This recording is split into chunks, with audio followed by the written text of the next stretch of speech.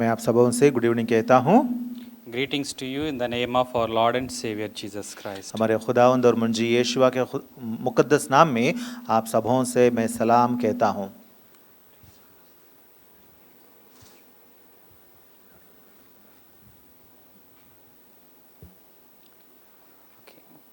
And also greetings to you from the Urdu Church at Yehovah Shammah in Hyderabad. और हैदराबाद में जो यहोवा शम्मा उर्दू एक्लीसिया है, हमारे उर्दू एक्लीसिया की तरफ से भी आप सबों को मैं सलाम कहता हूँ।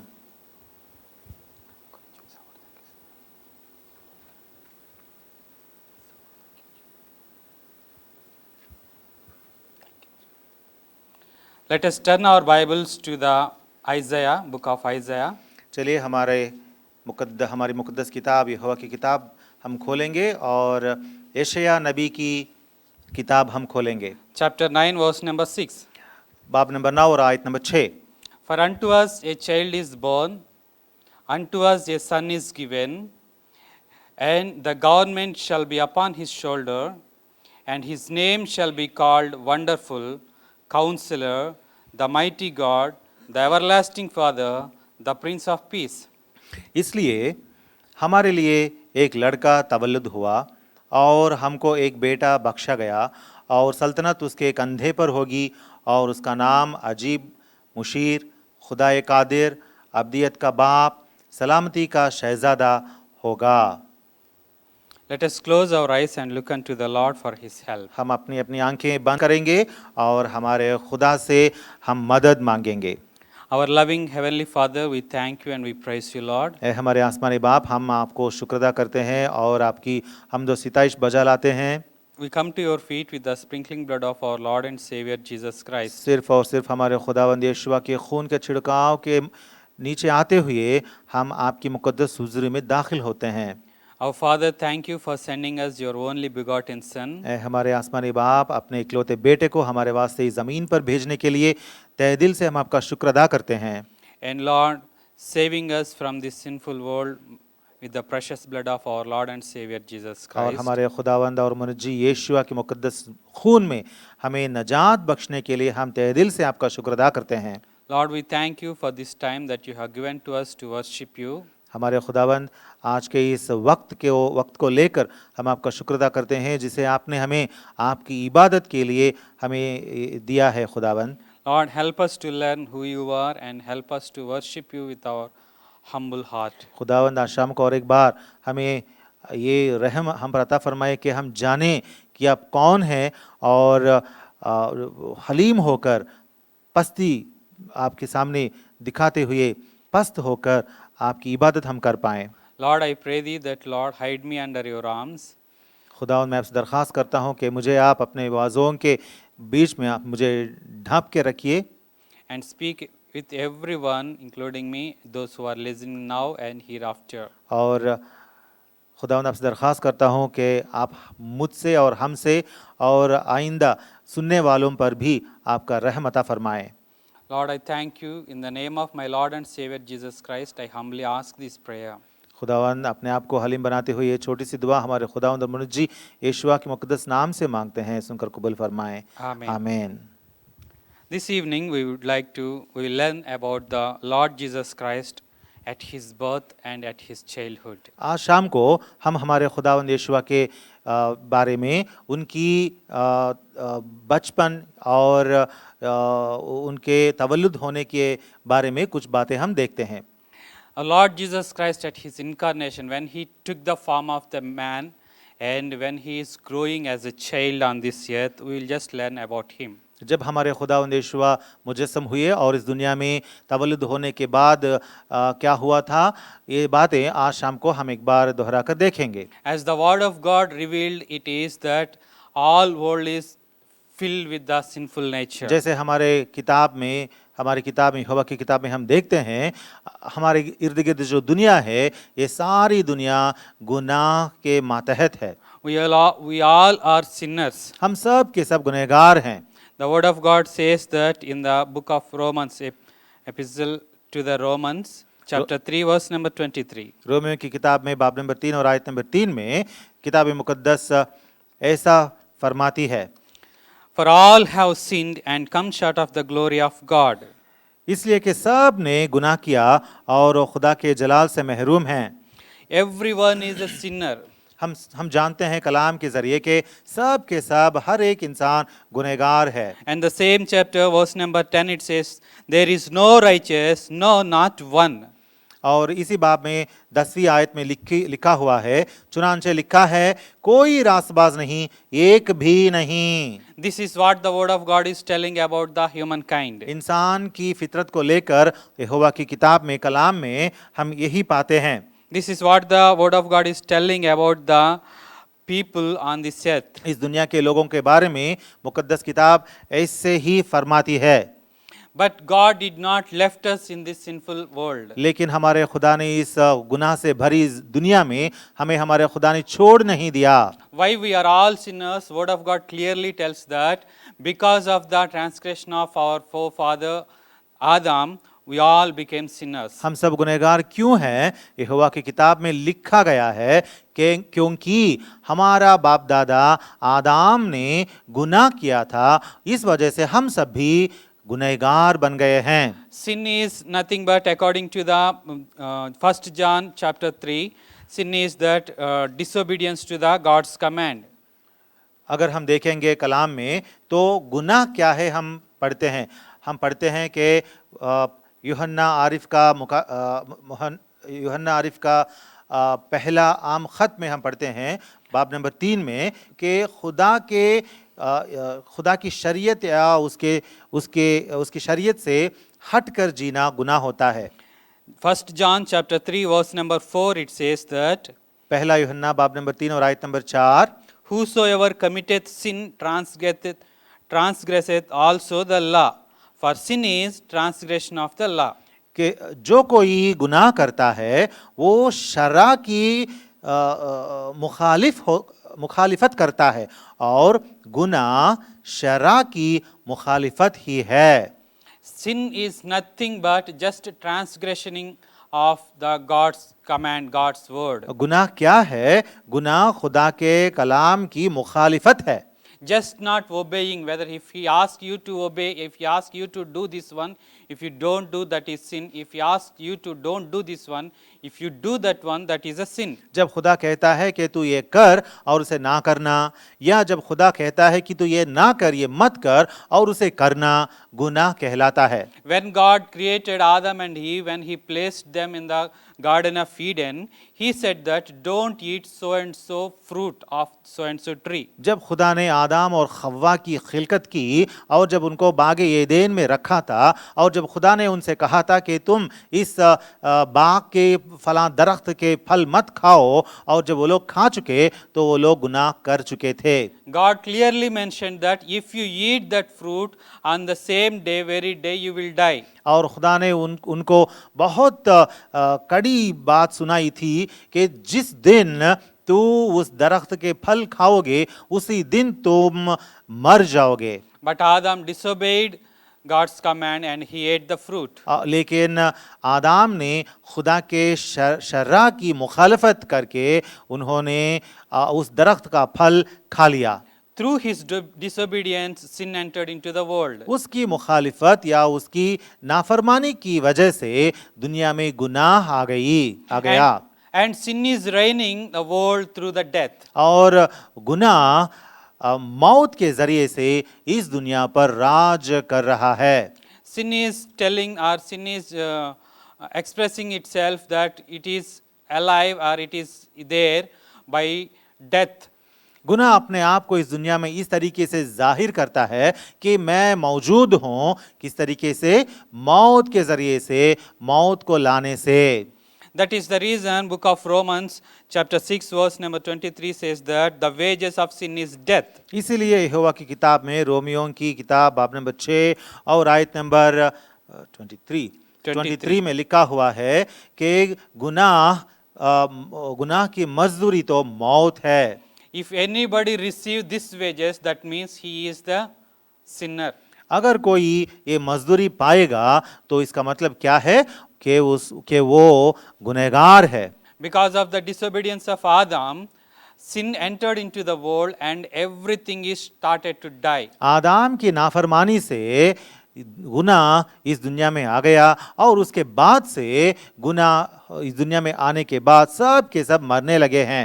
But God don't want to leave the mankind there in the death situation. लेकिन खुदा ये नहीं चाहता कि इंसान को इसी हालत में यानी मौत की हालत में छोड़ दिया जाए। He prepared a great gift for the mankind. इंसान के लिए खुदा ने बहुत बड़ा तोहफा खुदा ने बनाया था। And the word of God is telling that the gift of God is eternal life through Jesus Christ our Lord. और खुदा का कलाम बताता है कि खुदा की बख्शिश या तोहफा ये है कि हमारे खुदावंद माशियख यीशुआ में हमेशा की जिंदगी है। To give this gift of God, the eternal life, Lord Jesus Christ our God came down to this earth taking the form of man. खुदा की इस बख्शिश को या इस तोहफे को हम तक पहुंचाने के लिए हमारे खुदा और खुदावंद यीशुआ इस दुनिया में मुजस्सम होकर हमारे लिए मसलूब होने के खातिर इस दुनिया में आ पहुंचे। We will see some points what happened when he came down to the earth and what we can learn from his birth to worship him. आज शाम को हम चंद बातें देखेंगे और उन बातों में हम ये देखेंगे कि हमारे खुदावंद जिस तरीके से इस दुनिया में आए और उनके तवल्लुद होने से हमें क्या क्या मुफीद बातें हासिल हुई हैं। Already we understood that Lord Jesus Christ came to give us eternal life. और हमने अब तक देख चुका है कि हमारे खुदावंद यीशुआ इस दुनिया में हमें हमेशा की जिंदगी देने के वास्ते इस दुनिया में आया था। And the word of God is telling that when the Lord Jesus Christ came to this world, और खुदा के कलाम में यहोवा की किताब में ये भी लिखा हुआ है कि हमारे खुदावंद यीशुआ इस दुनिया में कब आए। Galatians chapter 4 verse number 4. गलातियों की किताब बाब नंबर 4 और आयत number 4। When the fullness of the time was come, God sent forth his son, made of a woman, made under the law, to redeem them that were under the law, that we might receive the adoption of sons. लेकिन जब वक्त पूरा हो गया तो खुदा ने अपने बेटे को भेजा जो औरत से पैदा हुआ और शरीयत के मातहत पैदा हुआ। So God sent in the right time his son, his only begotten son, Lord Jesus Christ, in the right time. तो हम देख रहे हैं यहाँ कि खुदा ने ऐन वक्त पर जब वक्त पूरा हुआ उस ऐन वक्त पर खुदा ने अपने इकलौते बेटे यीशुआ को इस दुनिया में हमारे नजात दहिंदा बनाकर भेजा। When Lord Jesus Christ came down to this earth, everything is prepared for him. जब हमारे खुदावंद यीशुआ इस दुनिया में नाजिल हुआ या मुजस्सम हुआ तो यीशुआ के वास्ते सब कुछ तैयार रखा था खुदा ने। The word of God is telling that the Lord Jesus Christ came when the fullness of the time was come. इसीलिए खुदा के कलाम में लिखा हुआ है कि जब वक्त पूरा हो गया तो खुदा ने अपने बेटे को भेजा। By the birth of Lord Jesus Christ, what happened is that number one, prophecies have been fulfilled. हमारे खुदावंद यीशुआ के तवल्लुद के वजह से उसकी वजह से पहली बात ये हुई, ये जाहिर हुई कि जो नबूवतें उनके बारे में दी गई थीं वो नबूवतें पूरी हो गईं। Let us turn what prophecy is telling about the Lord Jesus Christ is that where he is going to be born, the place. हमारे खुदावंद यीशुआ जिस मकाम पर किस जगह में पैदा होंगे और वो मुल्क क्या है, जगह क्या है, सब कुछ लिखा गया है यहोवा की किताब में। यीशुआ के तवल्लुद से पहले वो नबूवत एक बार हम देखेंगे। The one who is going to give us the eternal life will be born in a certain place, the word of God is telling. हमेशा की जिंदगी और नजात देने वाले नजात दहिंदा फला फला एक जगह में पैदा होगा करके यहोवा की किताब में पेशीन गोई या नबूवत दी गई है। Not somewhere else, not anywhere else. और कहीं अनजाने जगह में नहीं। The word of God is particularly, especially, certainly is telling that where he is going to be born. यीशुआ कहाँ पैदा होगा करके खुदा का कलाम यहोवा की किताब में बहुत साफ साफ अल्फाजों में बयान कर चुका है। Micah, book of Micah, chapter 5, verse number 2. Mika की किताब बाब नंबर 5 और आयत number 2। But thou, Bethlehem Ephrathah, though be little among the thousands of Judah, yet out of thee shall he come forth unto me that to be ruler in Israel. whose goings forth have been from of old, from everlasting. लेकिन ए बेतलहम एफ्राता, अगरचे तू यहूदा के हजारों में शामिल होने के लिए छोटा है, तो भी तुझ में से एक शख्स निकलेगा और मेरे हुजूर इस्राएल का हाकिम होगा, और उसका मज़दर ज़माना ये साबिक, हाँ, कदीमुल अयाम से है। A ruler is going to be born in Bethlehem. एक शख्स एक अ, अ, अ, अ, इन- एक शख्स एक हाकिम बैतलहम में पैदा होने वाला है।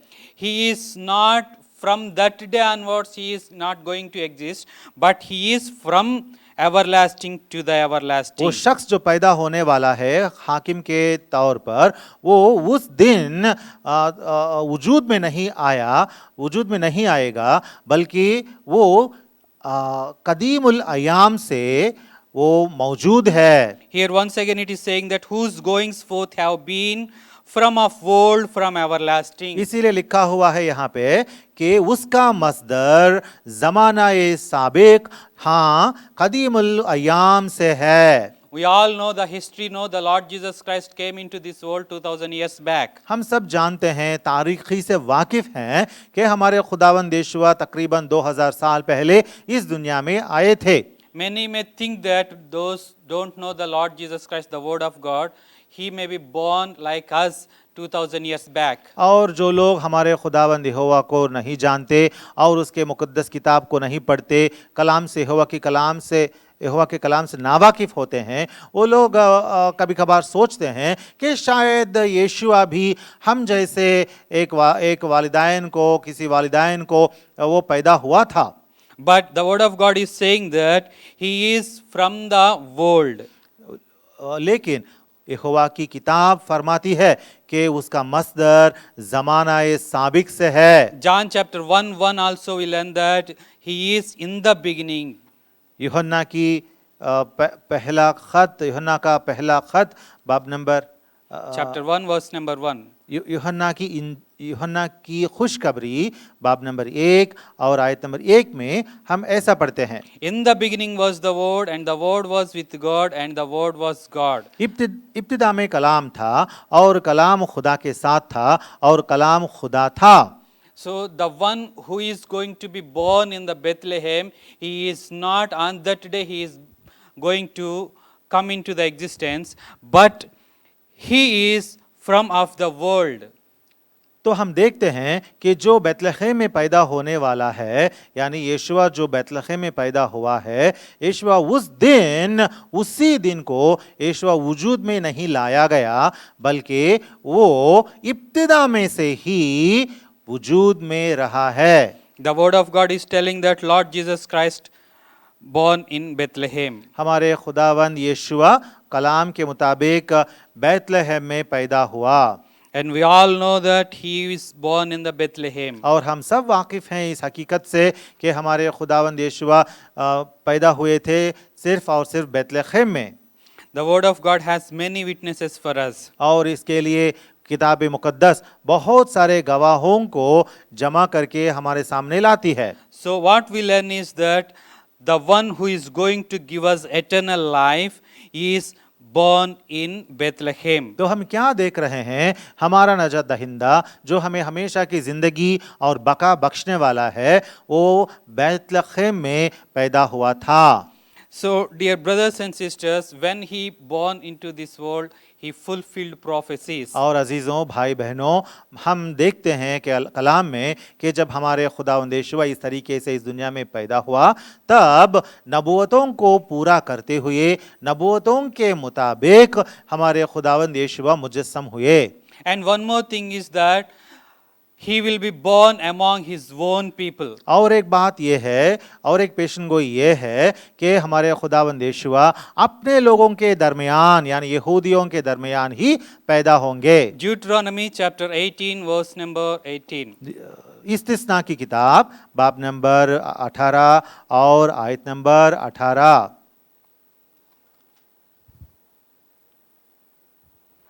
Deuteronomy chapter 18 verse number 18.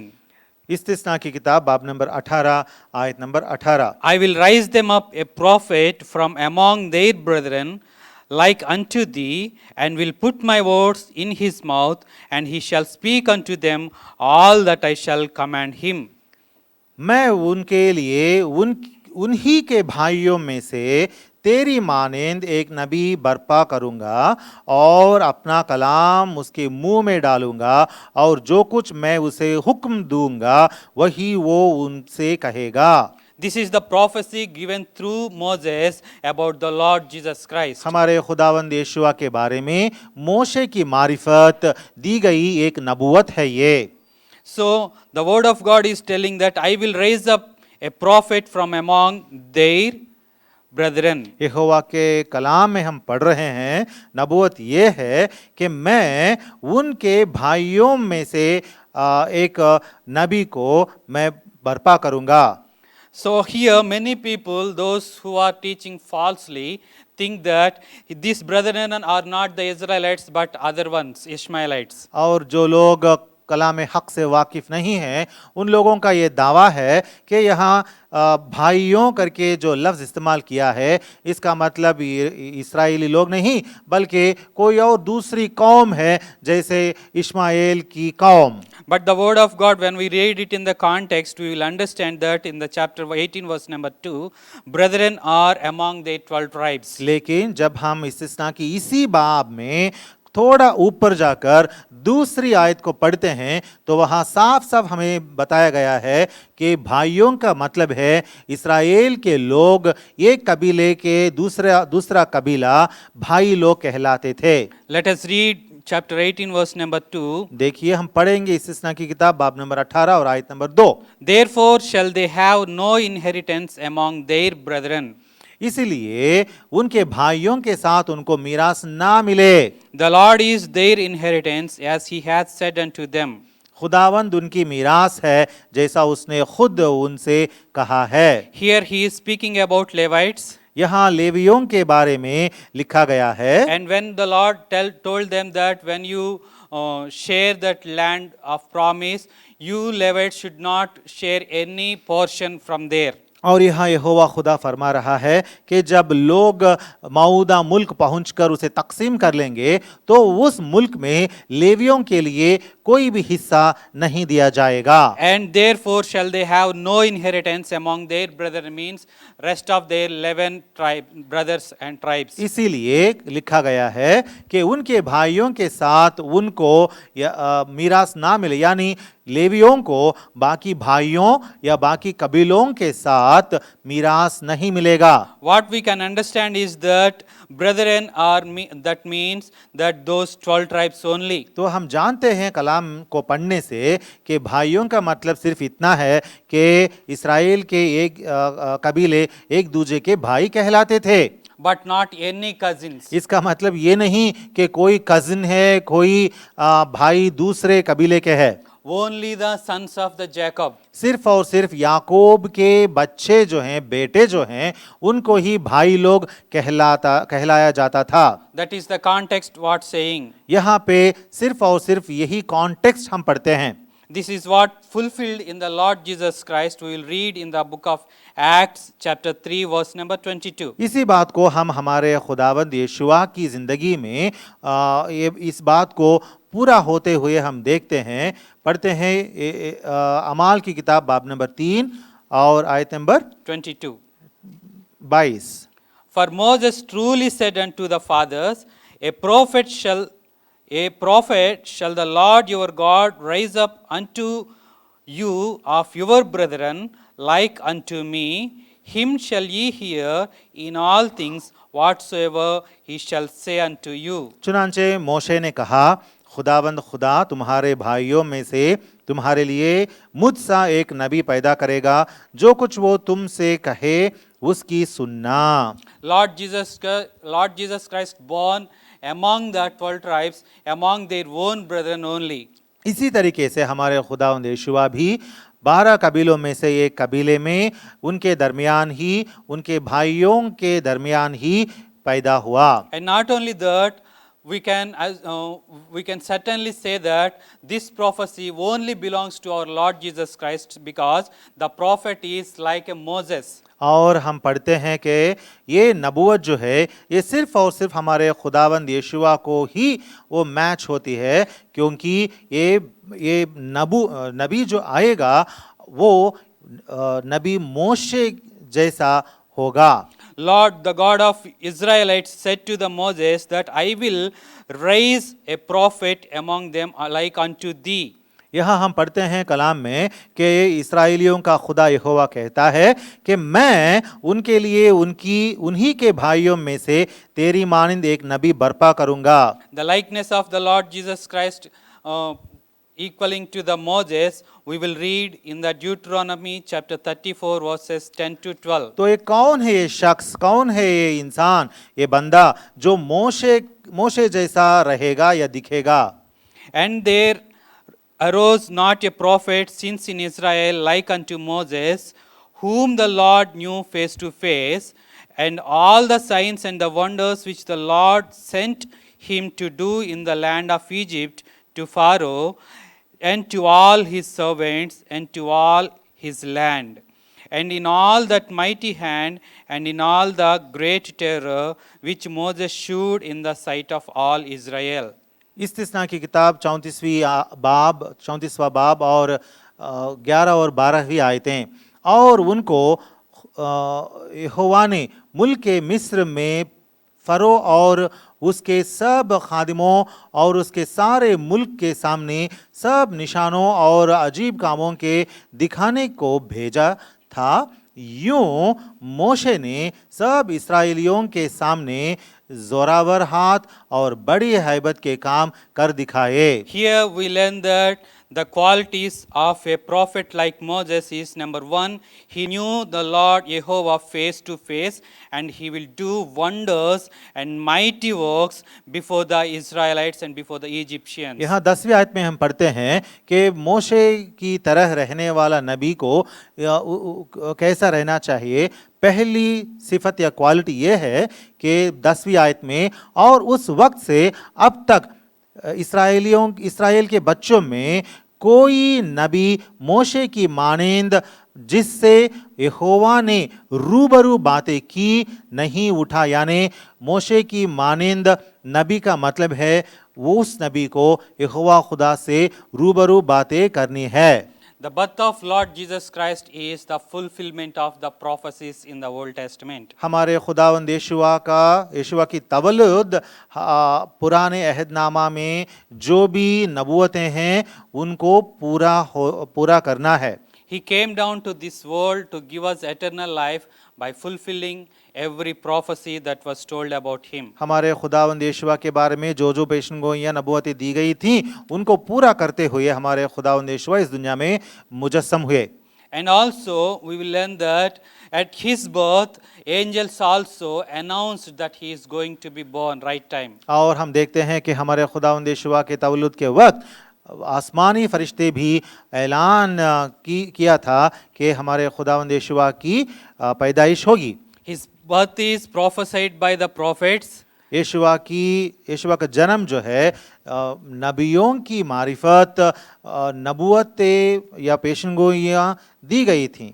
Which place he is going to be born, among which people he is going to be born, it is told. किन लोगों के दरमियान किस जगह में यीशुआ पैदा होगा ये बात भी बताई गई थी। And now the birth also announced by the angel of God to the Joseph and to Mary. इतना ही नहीं बल्कि मरियम और योसेफ को खुदा का फरिश्ता आकर यीशुआ की पैदाइश के बारे में इत्तला किया था। We will read those portions in the New Testament, that Matthew chapter 1 verses 20-22.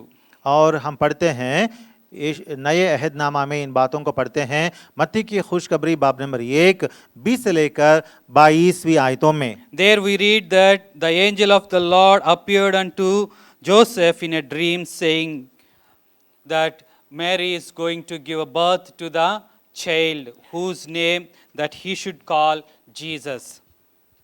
और यहाँ हम पढ़ते हैं कि जब योसेफ इन बातों को सोच ही रहा था तो खुदावंद के फरिश्ते ने उसे ख्वाब में दिखाई देकर कहा कि योसेफ इब्ने दावीद अपनी बीवी मरियम को अपने हाथ लेने से ना डर, क्योंकि वो उससे एक बेटा पैदा होगा और ये रूहुल कुद्स की कुदरत से है।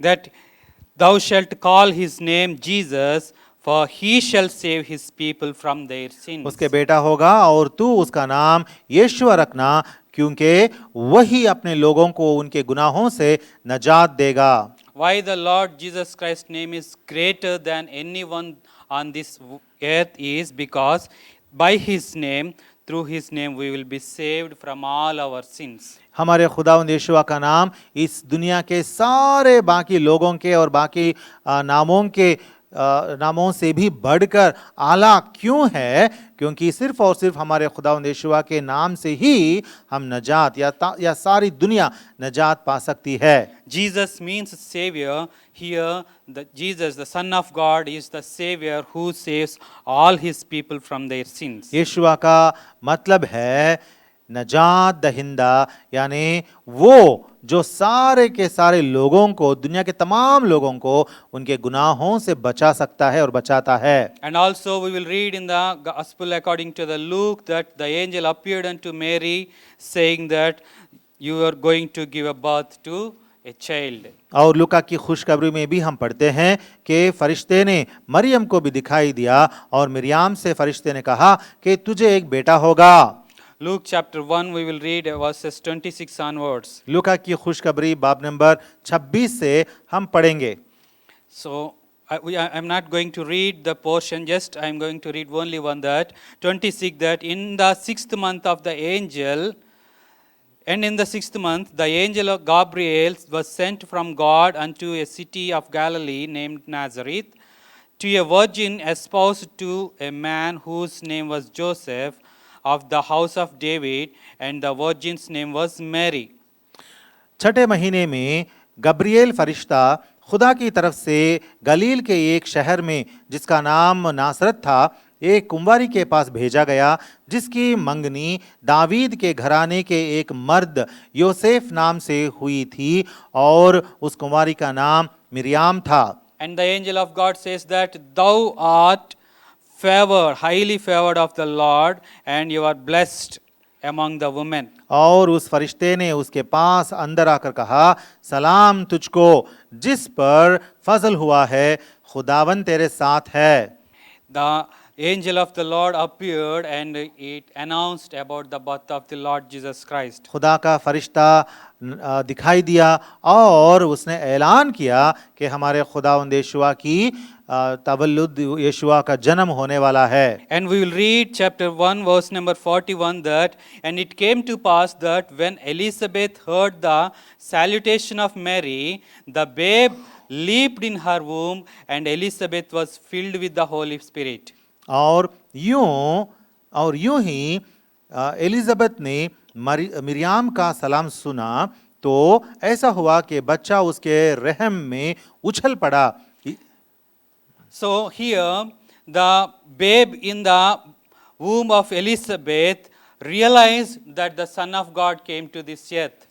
तो हम यहाँ समझ रहे हैं कि जो बच्चा एलिजाबेथ के रहम में था, वो रहम में रहने वाला बच्चा भी जान लिया कि खुदा का बेटा इस दुनिया में आ पहुंचा है। And he leaped and he rejoiced. और वो बच्चा पेट में ही, माँ के बत्तन में ही उछला और खुशी मनाया।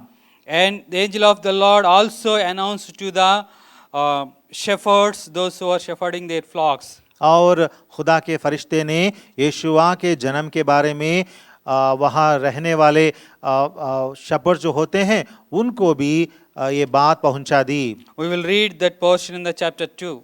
लूका की खुशखबरी बाब नंबर 2 में हम पढ़ते हैं। But now the another point that I would like to emphasize is that even the Lord Jesus Christ, when he was born, he was worshipped by wise men. और एक बात मैं आपको बताना चाहता हूं कि जब हमारे खुदावंद यीशुआ का जन्म हुआ तो मजूसी लोग आए थे हमारे खुदावंद की हमदो सना करने के लिए। When he was born, the wise men came from east and they visited Mary. मशरिक से मजूसी लोग आकर मरियम के पास पहुंचे। In Matthew chapter 2 verse number 11 it says, मत्ती की खुशखबरी बाब नंबर 2 का 11वीं आयत। and when they were come into the house, they saw the young child with Mary his mother. और उस घर में पहुंचकर बच्चे को उसकी माँ मिरियम के पास देखा। And fell down and worshipped him.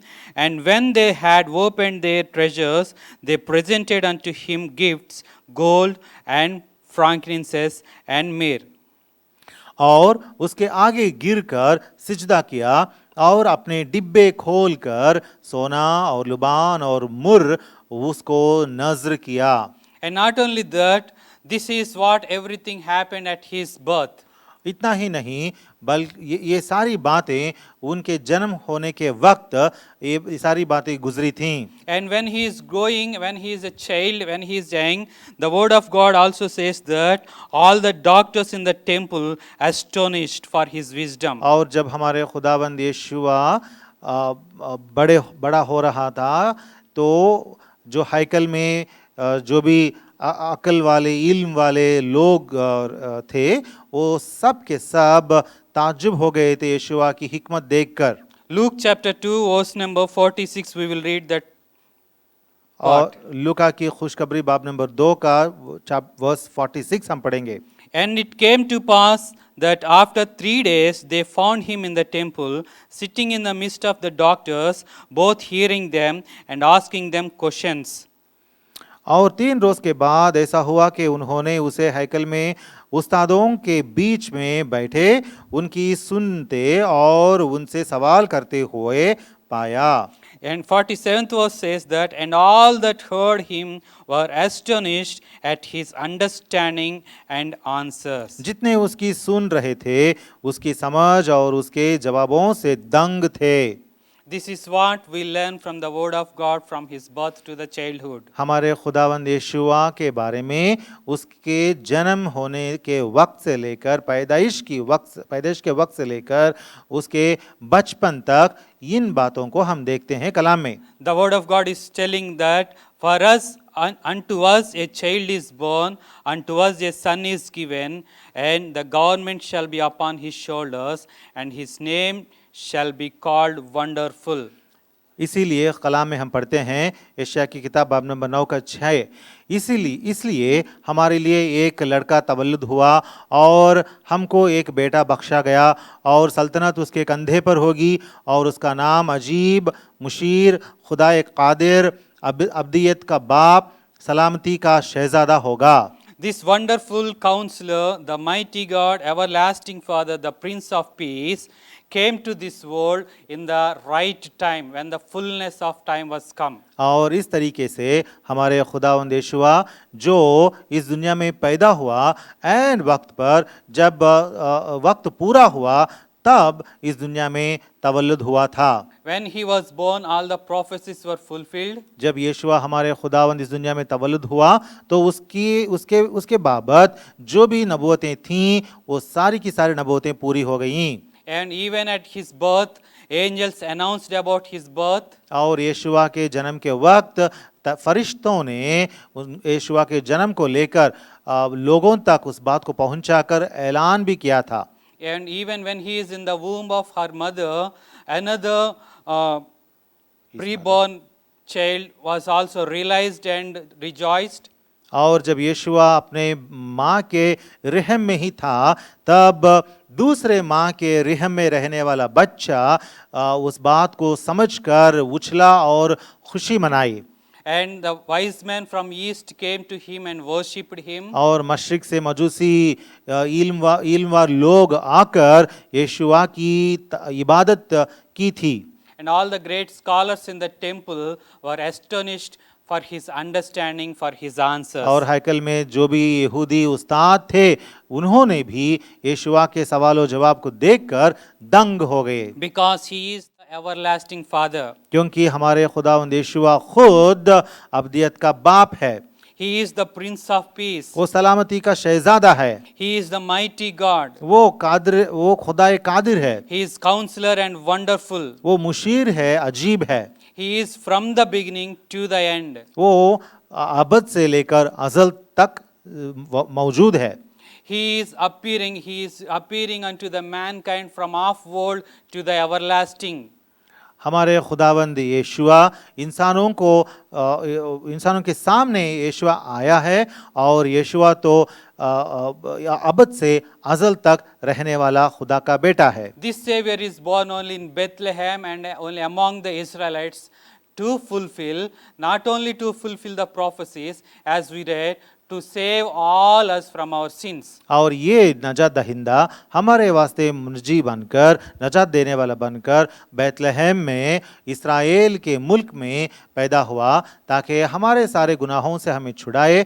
हमारे मतलब आपके और मेरे ही नहीं बल्कि तमाम दुनिया के गुनाहों से इंसानों को छुड़ाने के वास्ते, मसलूब और मकतूल होने के वास्ते यीशुआ इस दुनिया में पैदा हुआ। This wonderful counselor, the mighty God, everlasting Father, the Prince of Peace, came into this world as the Son of Man to give us eternal life. इस तरीके से खुदाए कादिर, अब्दियत का बाप और सलामती का शहजादा जो कहलाता है, वो खुदा का बेटा हमारे वास्ते हमें हमेशा की ज़िंदगी और बका बख्शने के वास्ते इस दुनिया में तवल्लुद हुआ। Now we understood that we worship Lord Jesus Christ, not just mere man, but the one who is the everlasting Father. अब हम समझते हैं कि हमारे खुदावंद यीशुआ को सिर्फ एक आम इंसान करके हम उसकी इबादत नहीं करते या उसके आगे हम सिजदा नहीं करते, बल्कि अब्दियत का बाप है करके समझकर, उसकी अहमियत को समझकर उसके बाद हम उसके सामने गिरकर सिजदा करते हैं। We worship the Lord Jesus Christ, who is the Prince of Peace, who is from the beginning to the end. सलामती का शहजादा जो है यानी हमारे खुदावंद यीशुआ की इबादत हम करते हैं जो अबद से लेकर अज़ल तक मौजूद है। He is Alpha and he is Omega. वही तो अल्फा है और ओमेगा भी है। Let us now worship him with all our heart, with the whole truth हमारे and spirit. हमारे तहे दिल से और रूह और सच्चाई से अब हम हमारे खुदावंद यीशुआ की इबादत करेंगे।